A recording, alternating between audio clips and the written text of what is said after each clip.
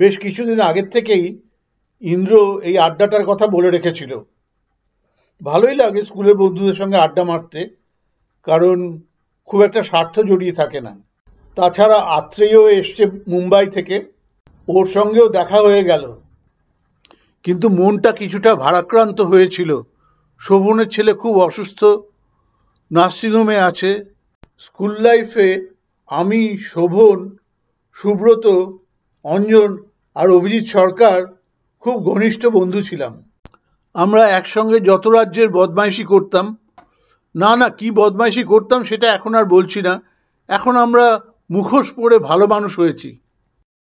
কিছুদিন আগে শোভন চলে গেল, তার আগে অভিজিৎ সরকার। অঞ্জন সেরিব্রাল অ্যাটাকে প্রায় শয্যাশায়ী, কথাও ঠিক করে বলতে পারে না। সুব্রতর শরীরও খুব ভালো নয়, চলাফেরা করতে খুবই কষ্ট হয়। 6 মাস আগে আমার বাইপাস হার্ট সার্জারি হয়েছে, তবে এখন আমি বেশ কিছুটা সুস্থ।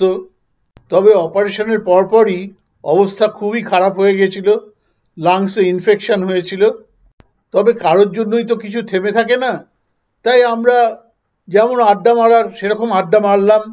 স্ন্যাক্স খাওয়ার পরে ইন্দ্র যখন ডিনারের কথা জিজ্ঞাসা করলো, তখন অনেকেই কিন্তু বলল যে না আর ডিনার খাবো না। কিন্তু শেষ পর্যন্ত প্রায় সবাই ডিনার খেলো। সবাই সাটিয়ে লুচি আর মাংস খেলো, খালি আমি আর প্রতিমা ডিম আর পরোটা। যারা আসেনি তারা দেখবি আর লুচির মতো ফুলবি।